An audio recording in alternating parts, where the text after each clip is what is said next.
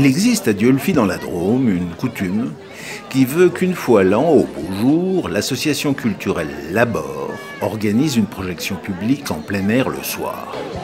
Elle rencontre un vif succès car au sein de cette association a existé, entre 1938 et 1960, un petit groupe de caméramans amateurs qui ont filmé la vie locale. Et, lors de cette projection, on exhume grâce à cela des images fort anciennes. Alors voilà les usines Morin pour l'exposition. Lorsqu'il arrive que parmi elles soit programmée celle des anciennes usines textiles locales, l'accueil est enthousiaste. C'est qu'en effet, toute la région dieulefitoise a vécu des décennies durant et même parfois davantage qu'un siècle de cette industrie. On a fabriqué là d'abord de la laine, puis de la soie. Et localement, on était très fiers de leur qualité. Ainsi, ce qui n'était tout de même qu'une grosse bourgade est devenu la deuxième ville industrielle du département de la Drôme. L'activité s'est développée en taches d'huile dans des localités peu éloignées, comme la Bégude de Mazin par exemple. Les dynasties locales ont embauché à tour de bras, personne n'a oublié ce qui fut, pour la petite cité, une heure de gloire, comme l'a récemment montré le succès d'une exposition sur ce thème.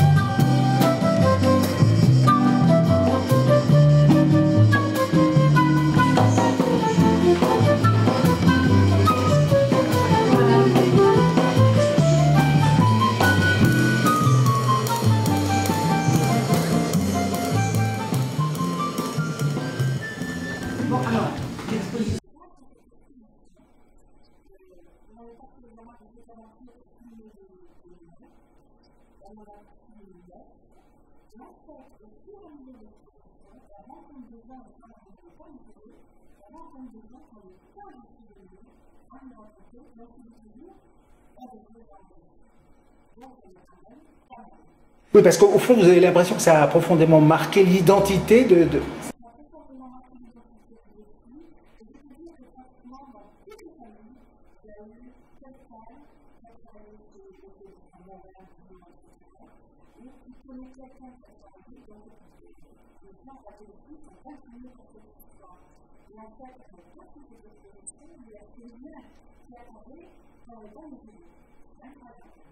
Je vais commencer par vous montrer les tout premiers qu'on a fait, c'est-à-dire le voile. Alors le voile, déjà, vous avez le voile qui est très teinté, mais très fin, qui était pour faire des beaux rideaux. Voilà. Nous avons travaillé le voile en couleur, après une autre couleur, c'est-à-dire en vert.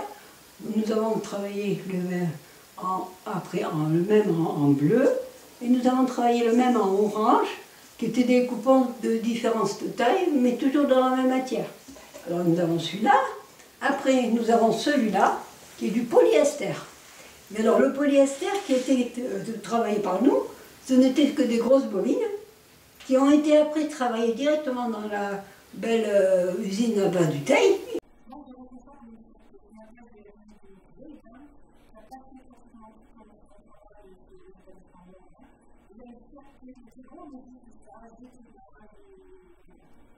Aussi loin qu'on remonte dans le passé avec des documents, on parle de drapier. Donc le textile lointain, moyenâgeux, c'est le drap de laine. C'est une région de moutons, c'est une région de drap de laine. C'est parce qu'il y a des moutons. C'est parce qu'il y a des moutons, tout simplement. C'est aussi le reflet, me semble-t-il, d'un temps où les industries ne se développaient que parce que, au fond, elles étaient assises sur un marché local et qu'il était tout simplement impensable de les se fournir à l'extérieur.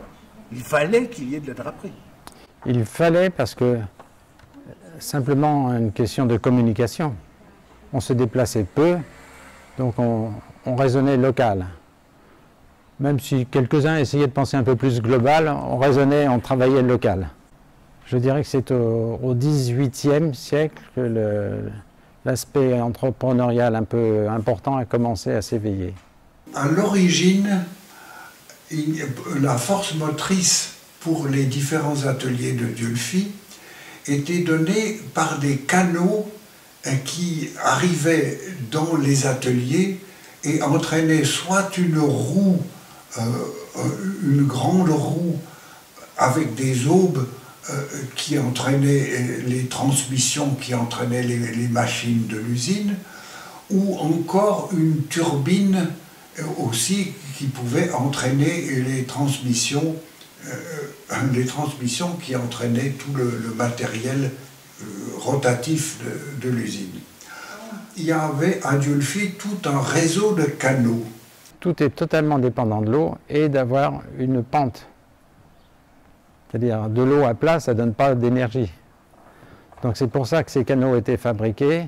On montait ce qu'on appelait des massifs sur la rivière, une espèce de barrage, pour faire un départ de canal qui partait à peu près à l'horizontale, et on avait une hauteur de chute qui pouvait entraîner au départ une roue à aube et plus tard des turbines.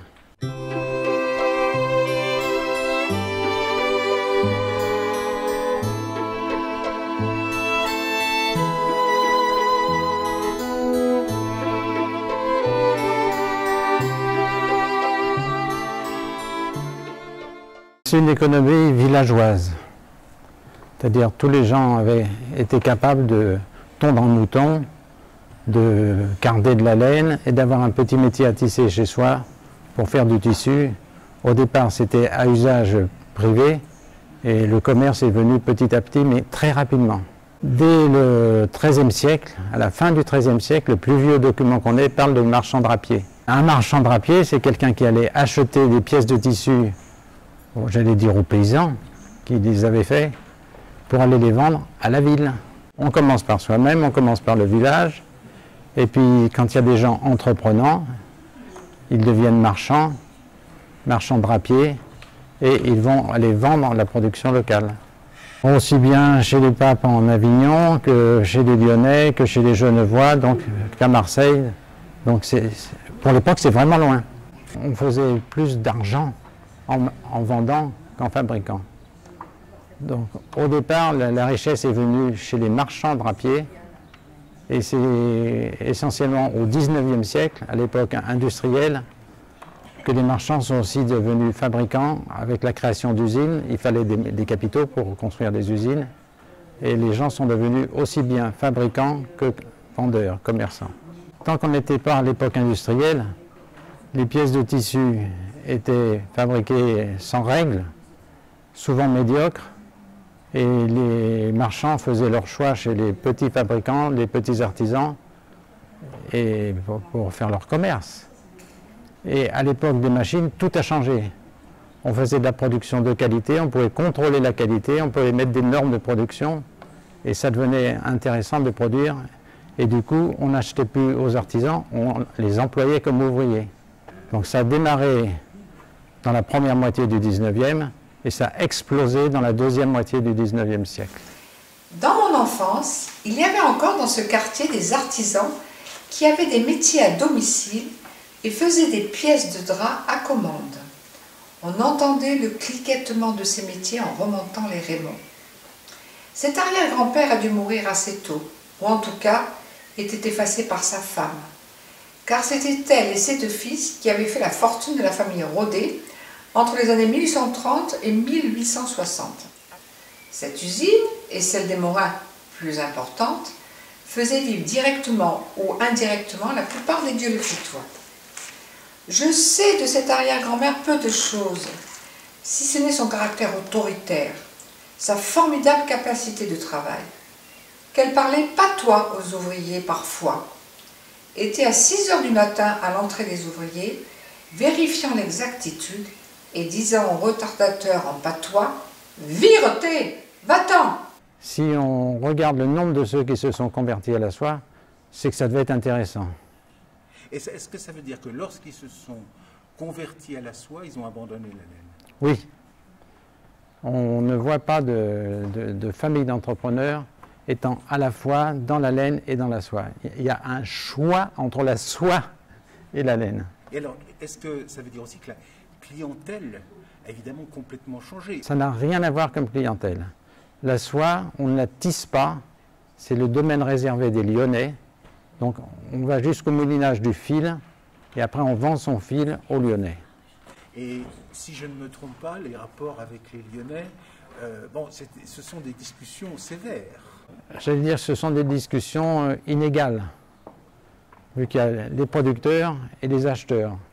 Et l'industrie lyonnaise était extrêmement puissante, donc c'est eux qui, en gros, imposaient leur prix d'achat aux producteurs de fils de soie.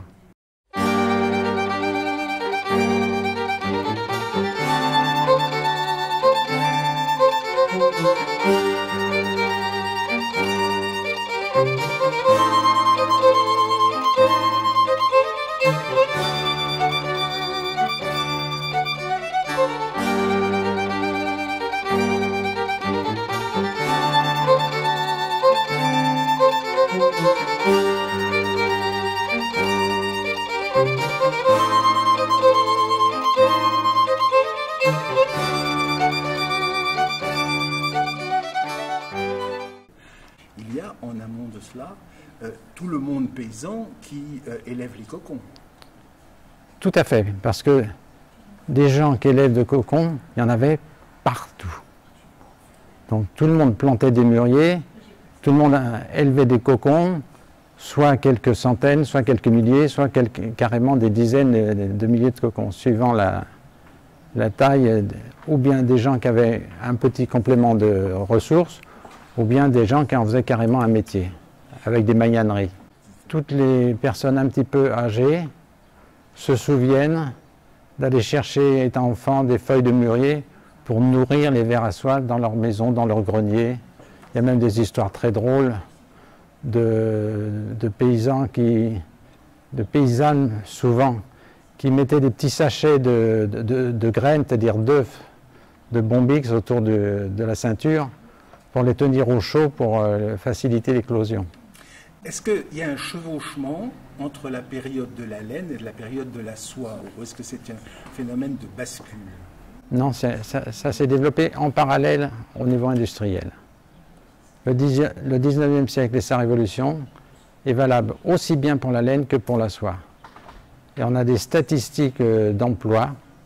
Il y avait environ à Dieulefit 1000 ouvriers dans le textile, se partageant à peu près pour moitié entre la laine et la soie.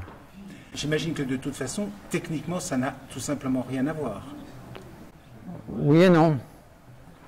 Parce que jusqu'au fil, un moulin, c'est un moulin. Donc on va mouliner des fils de laine, on va mouliner des fils de soie. Simplement, pour la laine, on allait jusqu'à fabriquer des pièces de drap. Pas d'habits.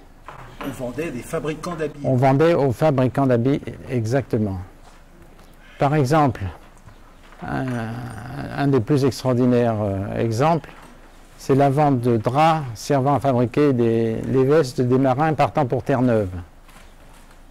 Donc c'était exporté en Bretagne et les habits, les vestes des Terre-Neuvas étaient fabriqués en Bretagne avec du tissu morin de Dieulefit.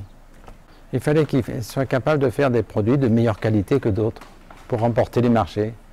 Donc c'est toujours valable. C'était déjà valable, c'est toujours valable.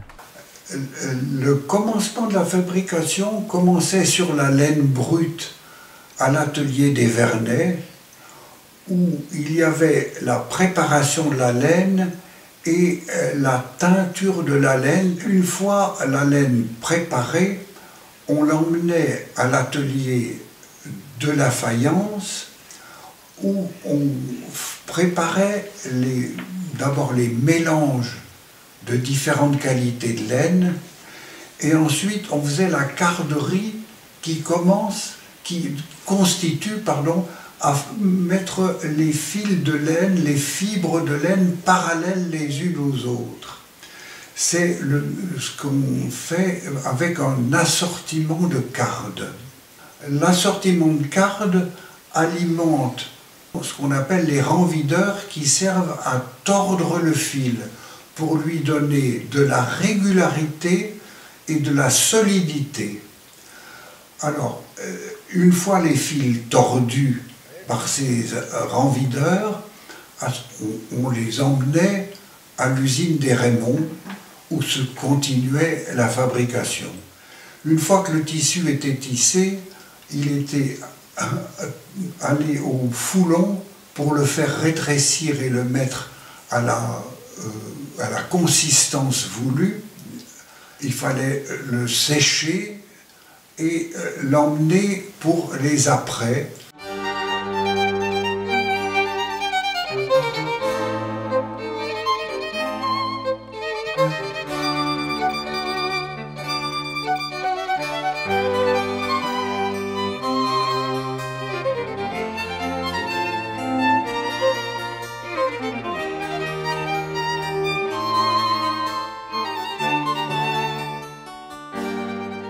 Les entreprises locales, jusqu'à la dernière, qui est l'entreprise Billon, qui était une entreprise lyonnaise, les entreprises étaient des entreprises familiales.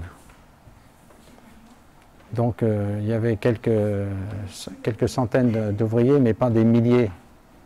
Ce n'est pas la grosse industrie, c'est la moyenne industrie.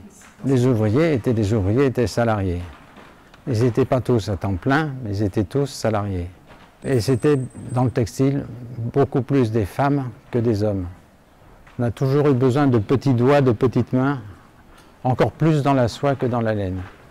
Nous avions du travail pour les hommes et pour les femmes. Je crois que le mérite de Morin Compagnie, qui a donc une très longue existence, a été d'employer beaucoup de femmes. Autrefois, le fil était tout filé à la main. Et alors, il y a toujours eu une prépondérance de femmes dans l'usine. Pour recruter, on connaissait un petit peu quelles étaient les possibilités à Dieulefit. D'un autre côté, alors ça, c'était un peu mon travail qui était, puisque j'étais tout le temps dans les ateliers et que je voyais le personnel tous les jours, était de savoir quel métier exactement on voulait lui donner, si c'était pour un homme ou pour une femme, ou quelquefois pour les deux. Et à ce moment-là, on arrivait à trouver un ou plusieurs candidats pour ce travail. Et ensuite, il fallait prévoir aussi, une fois qu'on aurait choisi quelqu'un avec lequel on se serait mis d'accord, il fallait évidemment prévoir comment on allait le former. C'était dur? C'était dur, c'était bruyant. Les moulins et les métiers à tisser faisaient un bruit énorme. Et ça, il y a l'unanimité des témoignages, c'est le bruit, l'ambiance du bruit, la perte de l'audition assez rapidement à cause du bruit au travail. On était payé comme on payait à l'époque, c'est-à-dire les ouvriers étaient très pauvres. Je suis rentrée à l'usine Tournillon en 1950.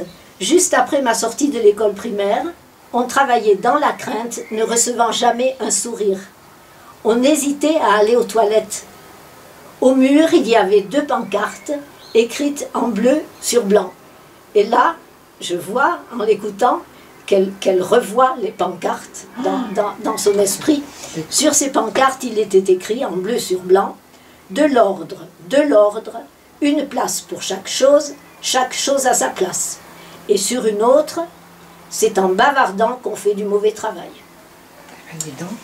Par ailleurs, il était indiqué que la pause pour prendre le repas était d'1 quart d'heure. C'est presque symbolique, l'entrée de l'usine se faisait juste sous le balcon du patron. Un atelier de confection, ce n'est pas des hommes qui cousent à la machine, ce sont des dames. Et au début, quand elles étaient là à coudre, ça tchatchait de partout, elles parlaient, elles se racontaient des histoires, elles racontaient ce qu'elles avaient fait le week-end dernier, et tout, c'était incroyable, et bien sûr, quand elles parlaient, elles s'arrêtaient de coudre. Donc l'idée m'est venue de mettre de la musique. Et quelle musique? Eh bien justement les chansons qu'elles chantaient chez elles, donc, ou qu'elles écoutaient chez elles. Donc je leur ai demandé de me prêter leur disque ou leur bande, que je ne sais pas quels appareils elles avaient à l'époque, que j'ai enregistré sur une grande bande, et j'avais un magnétophone qui faisait de la musique dans l'atelier. Donc tout l'atelier chantait. Et c'était extraordinaire, on entrait dans l'atelier et ça chantait, mais les machines tournaient quand même. Par rapport à d'autres régions, je dirais qu'il y a une certaine solidarité qui a pris naissance assez rapidement avec des caisses d'épargne. La première caisse d'épargne de la Drôme a été créée à Dieulefit et des sociétés d'entraide mutualistes aussi ont été créées dès le Second Empire. Ça, c'est une initiative qui est une initiative des ouvriers, ou bien est-ce que c'est une initiative des patrons, ou bien est-ce que c'est un peu les deux? C'est un peu les deux, et ça c'est très intéressant. Ça mériterait des études, parce que c'est extrêmement intéressant. C'est pas imposé par les uns aux autres, c'est ensemble. La société mutualiste d'entraide, dirigée vers les ouvriers, a été créée par les patrons. La caisse d'épargne a été créée grâce à un apport initial d'argent important par des patrons. Donc il y avait un aspect social extrêmement intéressant à Dieulefit. Nous sommes dans une région très marquée par le protestantisme. Est-ce qu'il vous semble que cela a à voir d'une manière ou d'une autre avec votre sujet? Je mets des guillemets, je dis peut-être. C'est-à-dire, vous pensez à quoi? Je pense simplement, de façon objective, à regarder l'origine des patrons, c'est-à-dire ils sont pratiquement tous protestants, sauf une famille qui était catholique. Donc il y a une grande majorité de patrons protestants. Et est-ce qu'on sait que, par exemple, si ça amène ces gens à faire des affaires avec des gens de même confession ailleurs en France? Spontanément, il y a des réseaux, bien entendu. Par exemple, il y avait un lien entre Dieulefit et Genève qui a facilité la vente de tissus à Genève.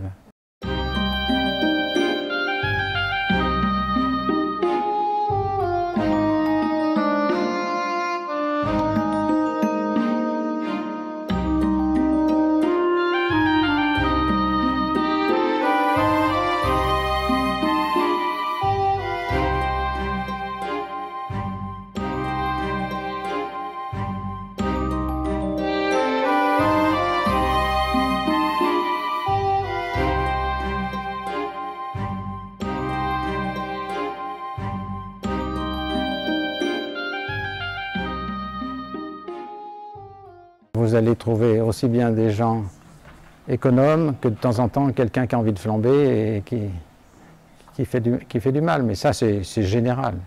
Il n'y a rien de spécifique à Dieulefit. Ce qui est spécifique à Dieulefit, c'est qu'il y a une grande réussite d'un certain nombre de familles à la fin du XIXe siècle. On voit l'explosion de construction d'hôtels particuliers, de petits châteaux, qui sont complètement surprenants dans un village de 3000 habitants.